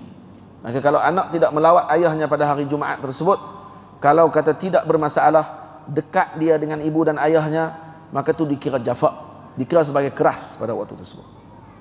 Anak rumah dekat je dengan kubur ayah, tak pergi lawat pada hari Jumaat, maka ni dikira jafa. Tapi kalau duduk jauh di Kuala Lumpur, ayah duduk di Sungai Petani, susahlah. Maka jangan dilupakan untuk mengirimkan bacaan Al-Quran, sedekah dan seumpamanya kepada ayahnya tersebut ataupun ibunya yang telah wafat. Yang ketiga, adabnya mengelakkan daripada berjalan di atas kubur serta duduk di atasnya. Kerana Nabi sebut dalam hadis, la an yajlisa ahadukum 'alal jamrah fatuhriqa thiyabahu fatakhlusa ila jildihi khairun lahu min an yajlisa 'ala qabrin. Duduk seorang itu atas kubur, duduk seorang itu atas bara api sehingga terbakar pakaiannya hingga mengenai kulitnya, itu lebih baik daripada dia duduk di atas kubur. Sebagian ulama kata makna duduk atas kubur yang dilarang ni bukan duduk tu. Yang dimaksudkan duduk tadi adalah kinayah kepada membuang najis, maksudnya. Itu makna duduk atas kubur tadi yang dilarang tadi adalah dengan makna membuang najis di atas kubur. Jadi kinayah duduk tu dengan makna apa dia? Dengan makna buang najis, qada hajat maksudnya. Yang keempat, menziarahi maqam para anbiya, selalu menziarahi maqam wali, maqam para nabi, maqam para sahabat dan kaum qarabat. Sayyidina Rasul SAW dalam Sahih Bukhari, dalam Fathul Bari disebutkan oleh Imam Ibn Hajar bahawa baginda Nabi melawat permakaman para sahabat di Baqi' pada setiap hari Sabtu pagi. Sabtu pagi lepas solat subuh, lepas wirid, baginda Nabi akan keluar ke makam Baqi' untuk ziarah para ahli Baqi'. Juga Nabi meletakkan hari yang khusus untuk menziarahi makam para syuhada Uhud, menziarahi bapa saudara Nabi Sayyidina Hamzah dan seumpamanya, dan ashabul Uhud yang mereka dimakamkan di kaki gunung Uhud. Itu dilakukan oleh Nabi SAW. Kata Imam Ibn Hajar, perbuatan Nabi melawat pada setiap pagi Sabtu menziarahi makam para ashabu Al-Baqi' menunjukkan bahawa harus bagi seseorang mengkhususkan hari yang tertentu melakukan ibadah. Boleh. Kalau orang duk tanya hari Jumaat baca Yasin, kenapa baca hari Jumaat? Tak boleh khusus hari yang tertentu untuk baca Yasin pada malam Jumaat, Khamis malam Jumaat baca. Patutnya baca surah Al-Kahfi, ni pi tukar baca surah Yasin. Dia kena beza tuan-tuan. Sama pemilihan baca surah Yasin dengan melarang baca Kahfi. Mereka nak tanya lah ni, ada siapa yang larang baca surah Kahfi? Nak tanya. Depa yang pandai-pandai pergi sebut. Dia kata, kita Nabi suruh baca surah Kahfi, yang depa buat surah Yasin. Okey, apa masalah kata? Apa masalah ni? Masalah ni kalau kita larang orang baca surah Kahfi, adakah orang larang? Kalau orang larang tu jahil. Kalau pergi larang tu jahil lah maksud dia. Mereka ni adakah orang larang? Hang yang reka buat benda yang orang tak buat, sebut orang benda yang orang tak sebut. Faham? Berapa banyak benda yang tak dilarang tapi disebut oleh yang tak disebut oleh orang dengan larangan, dan depa sebut tu benda tu kena larang. Contoh, okey, baca Yasin pada malam Jumaat. Ni benda ni kalau dia kata bid'ah contohnya, tanya balik dekat dia benda yang boleh buat tak boleh buat ni, kalau ada if'al wala taf'al. Buat jangan buat, tu je. Kalau buat ya sungguh. Dan Nabi kata iqra'u Yasin ala mautakum. Ada hadis. Baca Yasin kepada orang yang mati di kalangan kamu. Sayyidina Imam Nawawi syarah ala man hadara al-maut, yakni orang yang hampir kepada mati, untuk dibaca dekat orang yang hampir mati. Tapi kalau baca dengan hakikah hadis tersebut dengan zahir, ya kepada orang yang telah mati boleh baca Yasin. Qra'u Yasin ala mautakum, maksudnya orang yang telah mati. Khair. Baik. Sekarang ni ada larangan tak Nabi kata jangan baca Yasin malam Jumaat? Ada larangan.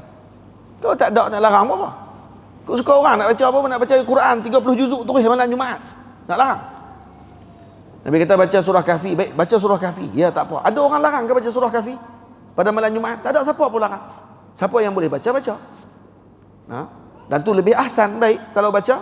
Dan kemudian gabung sekali dengan Yasin, untuk gabung sekali dengan bacaan doa kita, dan juga hadiahkan Fatihah, hadiahkan Yasin tadi kepada saudara kita yang telah wafat, ibu ayah kita yang telah wafat. Masalah apa? Masalah dia adalah ketika mana kita menyebutkan benda yang orang tak sebut. Itu je. Duk kata macam orang ni duk larang orang baca surah Al-Kahfi. Tuan-tuan dengar balik lah, tak payah dengar. Tak payah dengar, jadi masuk virus. Kalau dengar mereka cakap, akan keluar perkataan tu. Dia kata suruh orang baca Yasin, melarang orang baca Kahfi, tiba je. Buat fitnah pula kat orang. Ni perangai pokok-pokok, usul fiqh tak erti, bahasa Melayu tak erti, bahasa Arab lagi jauh. Sebab tu Tuhan di atas langit, Tuhan ada kaki, Tuhan ada tangan tu. Tak tahu apa. Orang tak tahu apa bukan kena mengajak, dia kena mengaji. Pulun nak mengajak juga, pulun nak buat diskusi, semua benda nak diskusi dia apa. Ada masalah apa sikit, tarikat ni masalah, oh panggil kita kena diskusi. Hang siapa dia? Ada nak diskusi dengan orang ni, hang siapa? Hang ahli tarikat. Kamu ahli dalam bahagian tersebut, kamu bukan ahli nak diskusi apa? Kamu kena pergi mengaji, bukan ahli diskusi. Faham? Lepas tu menganjing, main orang tu, main orang ni. Ini masalah yang berlaku kalau sembang dengan orang jahil. Yang kelima, masuk menghadap ke arah wajah sahibul maqam. Kalau kita nak ziarah maqam, maka hendaklah kita ziarah tadi masuk menghadap wajahnya beliau. Jadi kalau kiblat kat sini, maknanya maqam dia akan ke sini kan, wajah dia. Jadi kena pergi menghadap. Jadi kita akan membelakangkan kiblat, menghadap ke arah wajahnya ketika tersebut. Seolah-olah macam kita sedang berbicara kepadanya ketika dia masih hidup. Tu adab kita. Jadi waktu nak ziarah maqam wali, ulama-ulama, ibu ayah kita, maka kita lalu tengok tak mana arah kiblat. maka duduk menghadap dan kita akan membelakangkan kiblat. Maka itu kita berhadap kepada wajah ayahanda kita ataupun ibunda kita ataupun dengan keluarga kita, dan khususnya para anbiya, para mursalin, dan juga Sayyidina Rasul sallallahu alaihi wasallam dan para wali. Yang keenam, memberikan salam kepada sahibul maqam seperti mana kita memberikan salam kepadanya jika dia masih hidup di dunia. Caranya nanti akan disebut pada fasal setelah ini. Nak bagi salam macam mana? Yang ketujuh, mengelakkan bagi salam. Nabi sebut sini dalam hadis, Assalamualaikum ya ahla diyaril mu'minin antum sabiqun nahnu insyaallahu bikum lahiqun. Kan kita baca doa macam tu kan, bagi salam kepada ashabul kubur kalau lalu kepada mereka di kuburan kaum muslimin yang umumnya pun disuruh bagi salam. Takkan bagi salam saja kalau mereka tak jawab. Takkan Nabi suruh bagi salam dengan benda yang telah habis dia punya perhubungannya dengan manusia di alam yang nyata ni. Dah tentu ada faedah. Mustahil Nabi suruh kita buat dengan benda yang tidak berfaedah. Itu ada hadis. Yang ketujuh, mengelakkan daripada menyapu dan mencium kubur. Elak daripada mencium dan menyapu kubur. Kenapa dielakkan? Tengok di bawah. Ini seperti yang disebutkan oleh Imam Muwafaquddin dalam Mursyiduz Zuwar. Kitab dia pun nama Mursyiduz Zuwar juga. Saya pun ambil kitab dia, tapi nama kitab dia Mursyiduz Zuwar ila Quburil Abrar. Saya punya kitab Mursyiduz Zuwar ila Ziyaratil Akhyar. Karena kitab saya gabung dua-dua sekali, yang hidup dengan yang wafat. Kitab beliau hanya menziarahi orang yang telah wafat.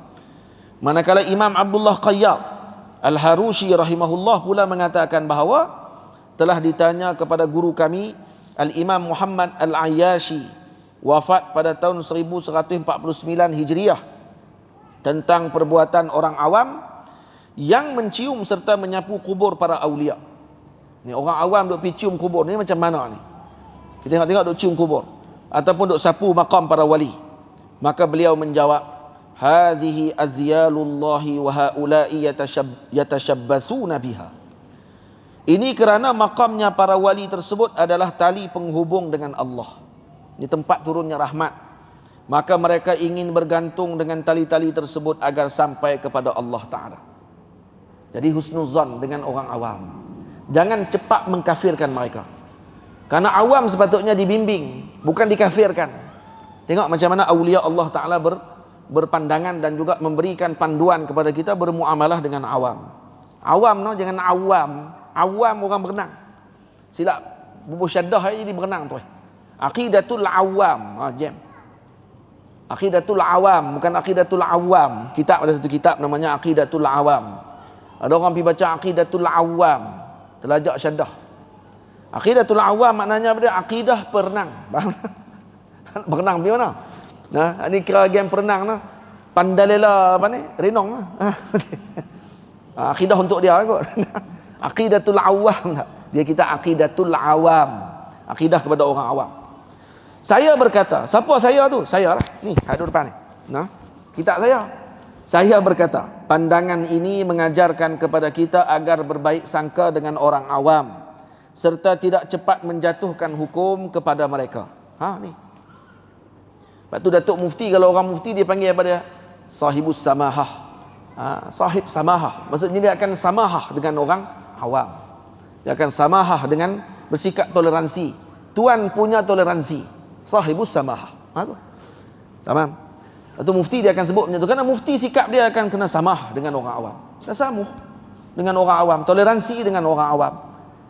Kalau mufti dengan sahibul qahar, teruk mampu orang awam. Tak sebut sahibul qahar. Dia sahibus samahah. Hakikatnya mereka bukanlah ingin mencium dinding-dinding tersebut. Tengok. Orang awam bukan nak cium dinding tu, melainkan hanya kerana kecintaan mereka kepada orang yang berada di sebalik dinding tersebut. Itu je. Tamam?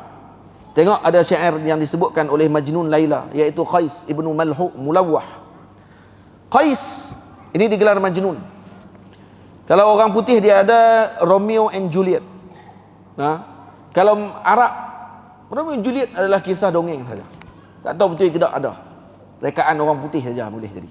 Tapi kalau Arab memang ada sungguh. Qais ibnu Mulawwah atau digelar Majnun yang mencintai Laila, yang wafat pada tahun 688 Hijriah, Masihi. Apa kata Majnun, iaitu Qais?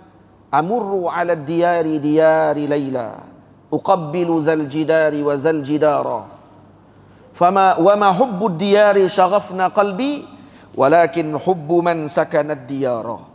Tengok disebut apa? Aku melalui ala diyar, di negeri-negeri ataupun di rumah-rumah. Diyari Laila, yang di negeri tersebut adanya Laila di negeri. Aku lalu di negeri yang negeri itu Laila punya negeri. Uqabbilu zal jidari wa zal jidara. Aku cium dinding tu, aku cium dinding ni. Wa ma hubbud diyari syaghafna qalbi. Bukan kerana saya rindu dan cintakan dengan negeri itu menyebabkan hati saya jadi merindu. Walakin hubbu man sakana diyara. Tapi kerana cinta dengan orang yang ada dalam negeri itu. Jadi nampak tak? Yang saya cium dinding tu, kerana nak cium Laila tak boleh. Laila kahwin dengan orang dah. Bini orang. Jadi saya tak boleh nak cium dia kalaupun saya cinta dengan dia.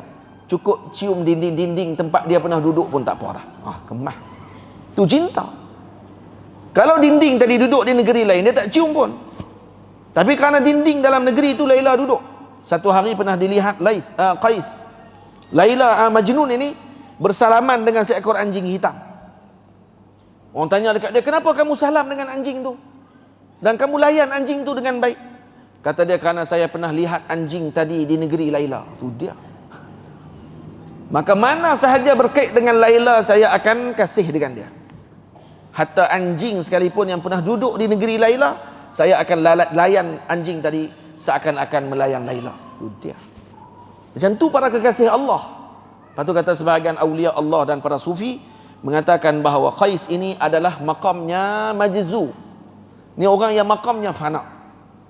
Terlalu fana dengan hub dan syauq, cinta dan rindu yang mendalam menyebabkan dia jadi tenggelam dengan fana'nya.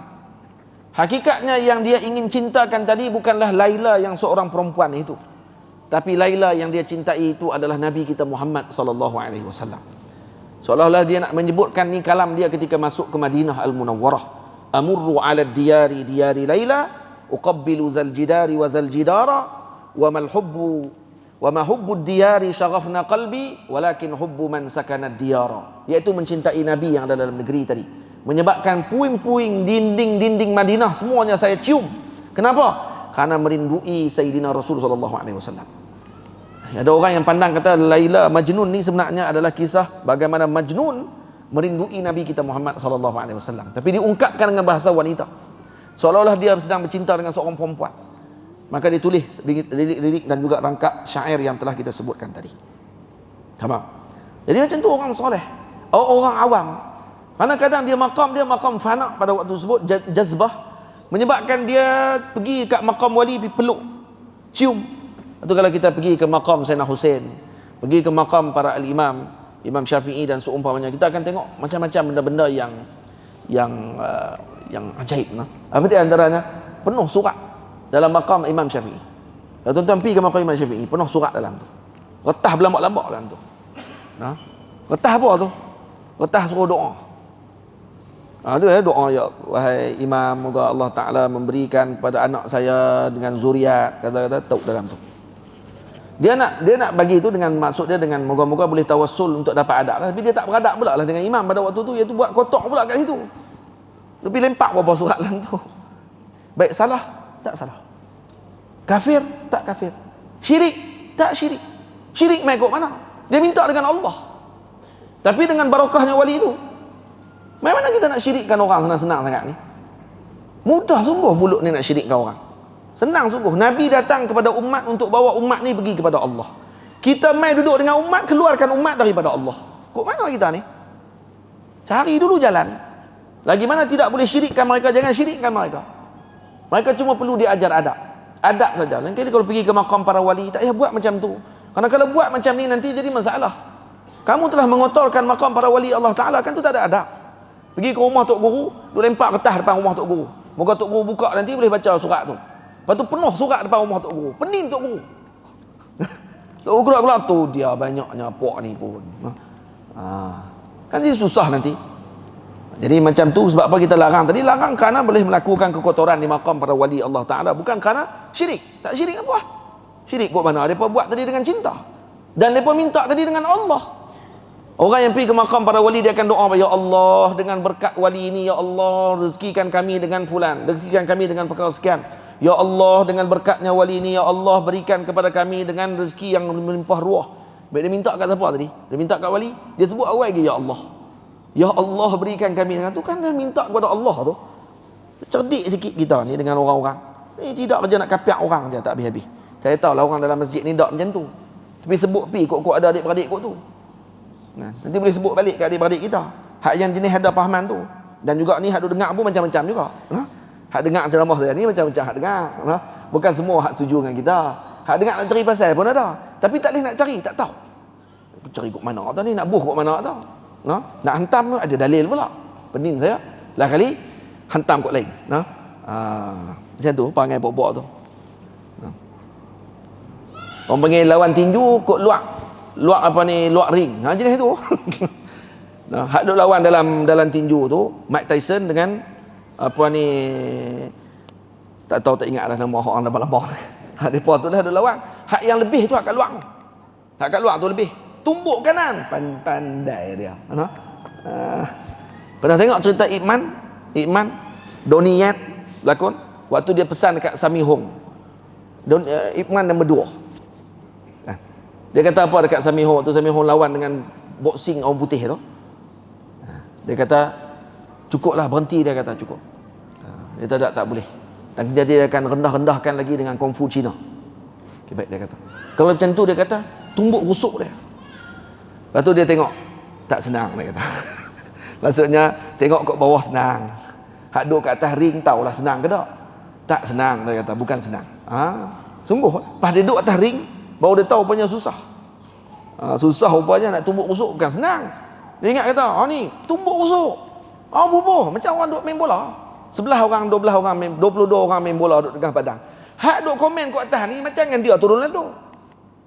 Sepak kaki. Kemah dia. Apa dia duduk kat situ tengok. Sepak pun tak kena. Sepak bola tak kena. Tapi kalau bagi arahan, dia lebih daripada Ronaldinho kan? Baik. Namun mengajarkan mereka adab dan tata susila ketika berziarah itu, saya tak banyak lah tuan-tuan, jangan bimbang. Pukul 9 saya berhenti. Tuan-tuan jangan bimbang, saya ni bukan jenis gila mat. Dan kalau saya berhenti tadi pukul 8, nampak teruk sangat pula. Pukul 7.22 baru habis sembahyang.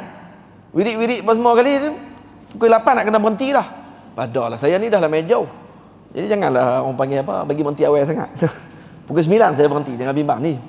Masjid ni masya-Allah tabarakallah, jam tak depan mata. Kalau tak berhenti juga aku tak tahulah.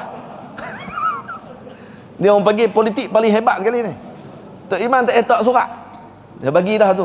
Ada satu masjid tulis tu atas ni. Diminta para guru tolong berhenti pukul 9. Tak berhenti kami tolong hentikan. Dah tak ada tulisan tu lah, tapi ada tulis atas meja tu. Baguslah. Bagus. Namun mengajarkan mereka adab dan tata susila ketika berziarah itu lebih utama. Ini kerana agak kurang beradab. Minta maaf. Ini kerana agar kurang beradab jika agak kurang beradab jika seseorang mengusap-ngusap serta mencium kubur para aulia kerana mereka lebih agung daripada para raja di dunia. Baik, kenapa kita tak boleh usap makam para wali? Bukan kerana haram perkara tersebut, tapi kerana tidak beradab. Tak beradab sahaja pada waktu itu. Kenapa? Kita anggap seolah-olah macam kita sedang berada di depan para wali tersebut. Agak-agak kalau kita duduk depan Tok Guru, depan wali Allah Ta'ala, waktu kita salam dengan dia, kita duk usap kepala dia. Kemah kita. Salam dengan Tok Guru. Alhamdulillah, lama nak jumpa Tok Guru ni, duk sapu ni. Lagi sebab kita tepuk pula. Lama tak jumpa ni. 3 kali dah tepuk. 4 kali, 5 kali dah tepuk. Duk. Lama tak jumpa. Baik. Para ulama, para aulia ni lebih agung daripada para raja. Kita ketika duduk dengan raja, kita boleh buat macam tu. Lebih jauh daripada kita, jasad kita dengan mereka pada waktu berdepan dengan mereka, itu lebih tinggi adabnya. Betul tidak? Kalau orang dapat anugerah daripada raja, duduk depan raja, dia pergi peluk raja. Kan dia pergi ambil dengan penuh adab pada waktu itu, tunduk depan raja dan seumpamanya, dia akan tunduk depan raja. Dan dia tak akan duduk dengan cara rapat. Dia akan ada jarak sikit pada ketika tersebut. Tu dalil apa tu? Dalil adab. Itu juga kita dengan aulia Allah Subhanahu Wa Taala. Cuma kadang-kadang kerana kasih dan ada tertarik hatinya dengan perkara tersebut menyebabkan dia tak boleh nak beza pada waktu tu. Kalau di Indonesia lagi sakan, mereka kata. Saya pergi ke Indonesia baru ni, di teman guru saya, pergi ziarah guru saya hadir daripada Mesir, Syekh Abdul Aziz Syahawi. Tu saya pergi sana, duduk sana lebih kurang 10 hari, 5-6 hari duduk dengan beliau. Daripada Jawa Timur sampai ke Jawa Tengah. Jawa Barat saya tak ikut dah sebab jauh. Sampai kali ni nak kena balik pula ke Jawa Timur. Nak naik di Surabaya. Jadi dalam perjalanan tu ada satu pondok ni jemput, sekali dengan saya, dia suruh bagi ceramah juga. Pondok dekat dengan Madura. Jadi sebelum Syekh mai, jadi saya ada kiai 2-3 orang bagi ceramah dulu. Waktu turun, ada yang bagi duit bolam poket kita. Ada yang salam cium tangan. Anak murid saya tarik dah tangan. Anak murid saya ada seorang pernah mengaji di Indon, tarik. Tu dia kata, bahaya Ustaz, jangan biar kata depa ni cium sangat lagi. Ramai depa ada dekat 14,000 orang. Ramai dalam majlis pondok saja ada 14,000 orang. Bukan 14 orang, 14,000. Depa kata ada kiai-kiai yang depa cium, bukan sekat cium, tokak kali dengan tangan-tangan kiai kali ambil berkat. Bayi terus.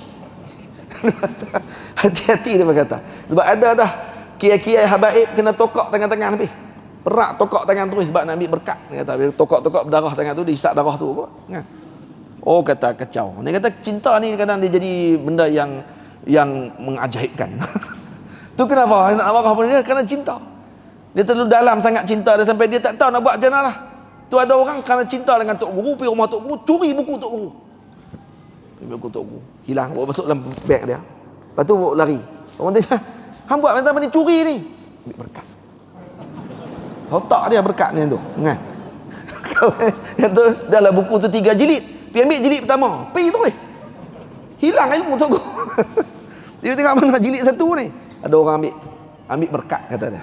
Kacau bilau. Maulana Syekh Yasin Al-Fadani, maktabah beliau dijadikan tempat untuk orang-orang daripada Padang, daripada Indonesia datang bermalam di tempat dia waktu ketika dia hidup.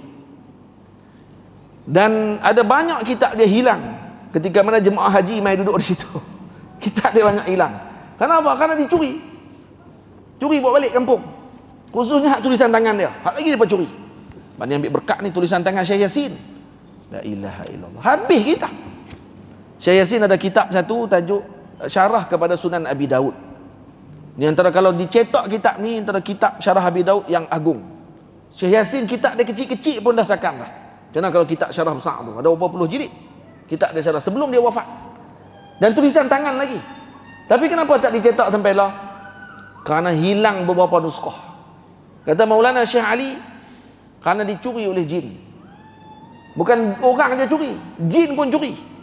Kata Syekh Ali, tak tahulah jin tu dengan makna daripada Syekh Ali tu jin yang berupa manusia ke ataupun manusia yang berupa jin, macam tu lah. Boleh jadi. Hilang kitab berupa nuskah. Tak ada, tak boleh nak cetak. Kalau tidak, kitab tu akan jadi kitab syarahan terbaik bagi Sunan Abi Daud, insya-Allah. Kerana Syekh Yasin tulis kitab qawaid fiqhiyah. Apa dia kata kitab dia? Tunjuk kitab dia. Allah, ada kitab dia? Ingat tak? Ya Allah, lupa pula dah. Kitab dia apa dia, Ustaz Leh? Ustaz Leh dia kitab falsafah ya. Kitab Syekh Yasin, fawaid. Fawaid apa? Fawaid. Lupa dah, tak apa. Kitab tu syarah kepada matan yang ditulis oleh Al-Imam Al-Ahdal dalam qawaid fiqhiyah. Kitab Syekh Yasin ni ada seorang ulama daripada Syria mari ke Mekah nak cari siapa yang karang kitab ni. Sebab kitab ni sakan sungguh. Sebab dia duk cari masalah tu dalam banyak kitab tak jumpa lagi kitab Syekh Yasin. Dia tengok kata, oh Yasin Al-Fadani orang Indonesia. Masya-Allah. Aku nak kena tumpak ni, dia kata. Alim kabir ni. Pergi ke Mekah. Sampai di Mekah, orang pun tunjuk rumah Syekh Yasin, dia ketuk pintu rumah Syekh Yasin. Syekh Yasin macam biasa dalam rumah dia, pakai baju pagoda, kain pelekat, ada shisha. Tahu shisha? Sat shisha. Keluar asap. Syekh Yasin. Dia duduk dalam rumah gitu. Buka pintu, terus Syekh ni tanya, "Aina Syekh Yasin?" Ni rumah Syekh Yasin, kata dia. Syekh Yasin kata, "Naam." Syekh Yasin masuk, aja sila masuk. Dia pun masuk. "Aina Syekh Yasin?" "Ana." Syekh Yasin kata, La. Dia kata, bukan Syekh Yasin." Dia kata, "Ni bukan Syekh Yasin." Dia kata, "Bukan dia." Mana Syekh Yasin? Panggil dia kata, mana Syekh Yasin? Aku Syekh Yasin. Terkejut dia. Dia ingat Syekh Yasin ni gah orang dia sorban besar, semua kali jubah 2 lapis lah. Pakai baju pagoda, kain pelekat. Lepas tu isyak-isyak. Piah pun piah sengit. Piah kecil, piah halus itu, piah jenis piah apa? Piah boleh ronyok tu. Piah tu ya pakai. Cek, tu orang alim ni pakai baju apa pun dia alim orang tak alim dia try hard. Boleh? Orang yang kalau tak alim dia try hard lah. Dia alim pakailah baju pagoda pun dia tak alim juga. Baca kitab betul. Boleh. Jika para raja kita tidak mampu melakukan sedemikian serta boleh dianggap tidak beradab jika melakukannya, maka bagaimana pula dengan para awliya dan salihin, lebih-lebih lagi para anbiya dan mursalin. Jadi kena jaga adab kita. Kita tak buat itu bukan kerana haram, kerana adab.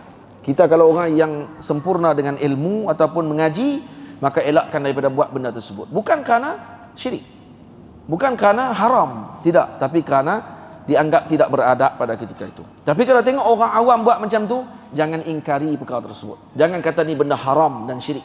Kita anggap kata dia telah jazbah, telah jadi tertarik pada waktu tersebut dengan dia punya kecintaan dia menyebabkan dia tidak tertahan untuk melakukan perkara tersebut. Seorang fulan pergi ke Mesir. Dia daripada Yaman, tapi bukan mengaji di Hadramaut lah. Jadi dia pergi ke Mesir waktu tu, sembang dengan sahabat saya Ustaz Hairul Nizam. Dia kata di Yaman ni ada satu masalah. Dia cerita, khususnya di Hadramaut. Dia tahu orang Hadramaut ni suka buat benda syirik. Woi, kemah.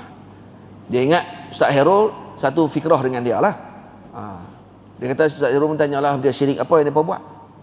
Dia kata mereka ni suka pergi ke kubur wali-wali. Dia suka pergi cium kubur. Cium kubur, cium dinding kubur, apa semua kali tu. Ustaz Hairul kata sebab tu jadi syirik tau. Dia kata sebab tu jadi syirik. Syirik, benda tu tak boleh. Lepas tu dia tanya, Ustaz Hairul tanya dekat dia, baik macam ni lah nak tanya, kalau saya ni cium dinding rumah saya, apa hukum dia? Saya saja balik rumah lagi, ibu-ibu saja buang biak sikit, turun-turun kereta, pergi dekat dinding rumah tu cium.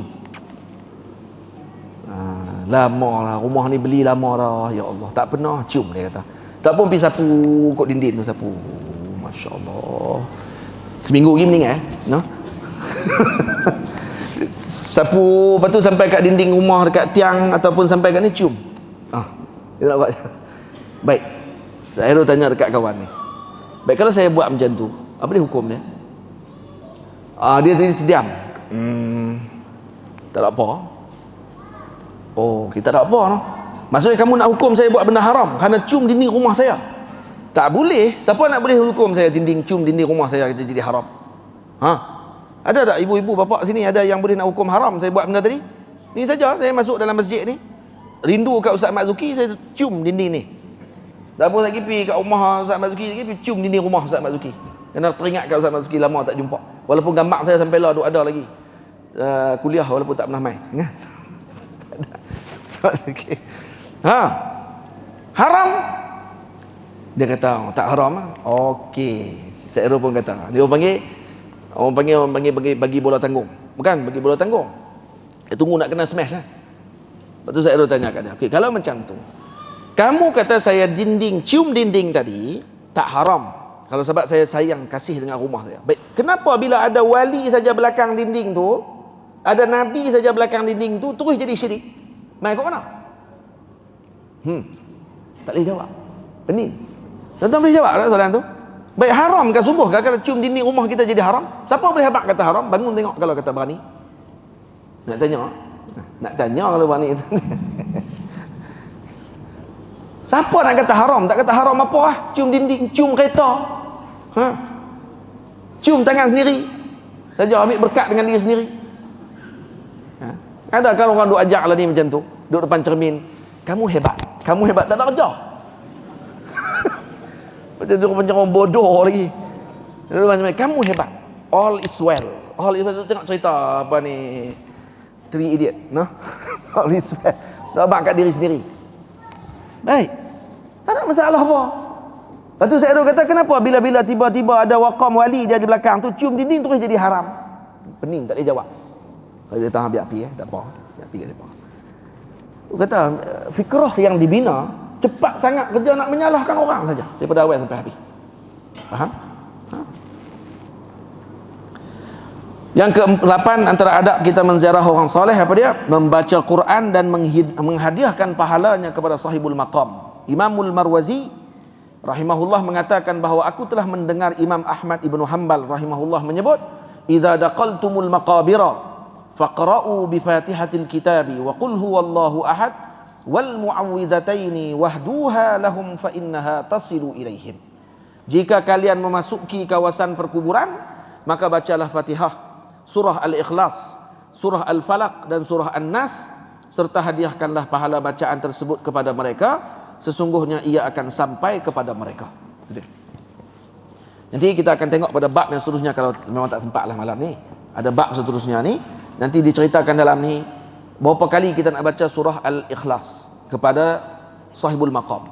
Tengok kepada maqam-maqam yang ni. Kalau kebanyakan para awliya meletakkan dalam kitab mereka bahawa disunatkan kita baca 11 kali surah Al-Ikhlas. 11 kali baca qul huwallahu ahad, dan dihadiahkan kepada si sahibul maqam.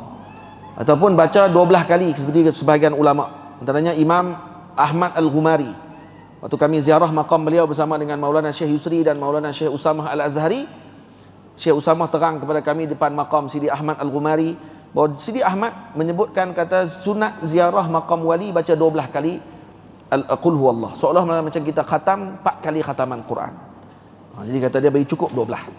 Jadi ketika sampai di maqam beliau kami baca 12. Dan saya pergi ke Indonesia di Banjarmasin waktu bertemu dengan guru kami yang mulia Maulana Abuya Syekh Abuya Sya'rani rahimahullahu taala, murid kepada Syekh Yasin Al-Fadani. Beberapa tahun yang dulu saya pergi dengan anak murid saya Ustaz Sirajuddin dengan Ustaz Zaki, kami pergi 3 orang untuk ambil sanad topi. Ada satu sanad topi yang panggil sanad burtulah, bilubsil burtulah, topi. Nabi pernah pakai satu topi dia macam topi jerami padi tu, topi jerami orang nak buat kebun. Topi tu pun ada sanad. Jadi saya pergi ke Indonesia untuk ambil sanad, kerana antara orang yang masih hidup pada waktu tu yang ada sanad tu adalah Abuya Sya'rani. Jadi saya terbang pergi ke Indonesia untuk ambil sanad tu, dan bukan sanad tu dia dapat habis semua, lebih kurang dekat 70 musalsal yang saya dapat pada ketika tu. Dan sekali dengan sanad-sanad yang lain macam-macam lagi dia bagi. Jadi sekali dengan makan di rumah dia, sekali dengan habis semua kali. Satu sanad dia saya sampailah duk menyesal tak ambil lagi dengan dia, dan tak sempat kerana masa tak panjang. Sanad doa qunut. Sanad qunut. Kerana Abuya Sya'rani kata sanad qunut antara sanad yang aziz daripada Maulana Syekh Yasin Al-Fadani. Kerana apa? Kerana solat subuh Syekh Yasin orang tak tahu di mana. Orang tak tahu Syekh Yasin mayang subuh kat mana. Ikut suka dia. Tapi satu pagi tu kata Syekh Abuya Sya'rani, satu pagi saya tidur di rumah atas rumah Syekh Yasin, rumah kawan. Pagi subuh tu saya turun awal. Saya ketuk pintu rumah Syekh Yasin waktu subuh. Syekh Yasin buka pintu, tengok dah siap dah. Sejadah 2 dah siap. Duk tunggu dia nak turun mai. Dah siap dah sejadah 2, bukan baru nak ambil. Sejadah dah siap dah 2. Maksudnya tahu dah ada orang nak sembahyang dengan Syekh Yasin. Syekh Yasin dah tunggu siap dah. Tu Syekh Yasin terus kata, jadi imam. Dia kata tak mau. Syekh jadi imam. Masa sebab tu jadi imam, Syekh Yasin baca qunut. Waktu baca qunut tadi habis sembahyang, terus Abuya Sya'rani kata kepada Syekh Yasin, ijazahkan kepada saya dengan sanad musalsal baca qunut. Dapat ijazah pada waktu tu. Ini sanad yang paling payah kali kata Syekh Abuya Sya'rani. Kenapa? Karena tak dipastikan di mana Abuya Syekh Yasin Al-Fadani solat subuh. Jadi dapat sanad, tapi saya tak sempat ambil lah sanad tu. Syekh meninggal dah. Baru-baru ni atau setahun lepas kalau tak salah saya, ataupun 2 tahun lepas Syekh telah wafat, kembali ke rahmatillah. Tamam. Semoga Allah rahmati beliau, amin ya rabbal alamin. Jadi baca, saya pergi ke Banjar, ke makam Datu Kelampayan. Datu Kelampayan siapa dia? Tuan guru Syekh Arsyad Banjari. Syekh Arsyad Banjari dia wasiat, siapa lawat makam dia kena baca 13 kali ayat surah Al-Ikhlas. Dia sendiri wasiat sebelum dia wafat. Ditulis dah kat depan. Siapa yang ziarah beliau kena baca 13 kali. Jadi ziarah dia khusus sikitlah, baca 13 kali. Kerana dia wasiatkan dengan perkara tersebut. Baik, sikit kita baca, lepas tu saya berhenti. Pukul 9 dah. Jam ni pukul 9 dah. Jam tu dah 9, 2 minit. Jam saya tak 9 lagi. 2 minit lagi pukul 9. Jadi nak pakai jam mana ni? Agak-agak. Al-Hafiz Abdul Ghani rahimahullah mengatakan bahawa apa yang kami perhatikan di banyak negara Islam, tengok ni, Hafiz Abdul Ghani Nabulsi sebut apa? Kami perhatikan di banyak negara Islam, jika berlaku kematian di kalangan mereka, maka akan dibacakan Al-Quran di sisinya sebelum dikuburkan, serta dibaca di atas kuburnya setelah dikebumikan. Maksudnya ni amalan daripada zaman dulu lagi, tradisi pada zaman dulu, dan perkara ni perkara yang diwarisi sampai kepada zaman ini. Mereka berkumpul dan bersungguh-sungguh melakukannya. Sungguh-sungguh, tamam? Sewaktu ziarah saya dan para teman dengan guru kami yang mulia Al-Allamah Muhaddis Dr. Usamah Said Az-Zahari Hafizahullah, dan Allamah Murabbi Al-Jarrah Dr. Yusri Rushdi Said Jabr Al-Hasani Hafizahullah, ke maqam Al-Imam Al-Hafiz Ahmad Ibn Muhammad Siddiq Al-Ghumari rahimahullah di Khurafah. Syekhuna Usamah menceritakan bahawa di antara adab ketika menziarahi para awliya adalah dengan membacakan surah Ikhlas sebanyak 11 kali. Kenapa baca 11? Karena innallaha witrun yuhibbul witra. Namun Imam Ahmad Ghumari rahimahullah berpandangan bahawa sebaiknya dibacakan surah Ikhlas sebanyak 12 kali bagi menyamai pahala khatam Al-Quran sebanyak 4 kali. Maka kami melakukan sedemikian ketika di maqam beliau bagi menghormati pandangan beliau. Jadi perbahasan berkenaan dengan bacaan qiraah kepada si mati, sama ada sampai ataupun tidak, itu memerlukan kepada perbahasan yang khusus, dan bukanlah risalah ini tempat perbahasannya. Itu dalam kitab masalah hukum fiqh. Semoga kita dikurniakan adab dengan para salihin, serta mengikuti pandangan mereka berbanding mengikuti pandangan orang-orang jahil yang menafikannya. Tamam. Jadi itu kita dah baca pada hari ini 8 adab untuk kita menziarahi maqam para wali Allah Subhanahu wa taala. Dalam kitab saya ini saya senaraikan lebih kurang 18 adab untuk kita menziarahi maqam para awliya Allah. Antara lain lagi yang terakhir maqam saya nak sebut di sini, ketika mana kita lawat maqam para wali jangan selalu sangat. Zur ghibban tazdad hubba. Jarang-jarangkan melawat, maka akan tambah kecintaan kita kepada para wali Allah Ta'ala. Jangan selalu sangat, jangan kerap. Bukan kerap tadi maksudnya kita tak salah, tak, kerana untuk menjaga adab kita dengan wali Allah Ta'ala. Di ziarah maqam wali jangan kerap, kerana nanti akan hilang syuur, perasaan akan hilang. Letakkanlah sebulan sekali, seminggu sekali. Dan lebih lagi rasa nak lawat tu bila rasa kerah hati. Rasa kerah ni awak jadi payah nak teriak, payah sangat nak bangun malam, payahnya nak wirid zikir, nak selawat, pergi lawat maqam awliya lepas tu. Tu kita akan rasa sendiri dalam hati kita ni kerah. Pergi lawat orang soleh yang masih hidup, pergi lawat tuan-tuan guru, pergi jumpa dengan para ulama, pergi ke maqam para awliya dan salihin, insya-Allah hati kita akan jadi lembut setelah tu. Tu cara dia bagaimana untuk kita lembutkan hati kita, dan bagaimana yang telah ditunjukkan oleh para awliya dan salihin. Jadi saya ucap terima kasih banyak-banyak kepada semua yang hadir pada malam ini, dan saya mohon ampun dan maaf kalau kata ada terkasar bahasa tersilap dalam bicara saya.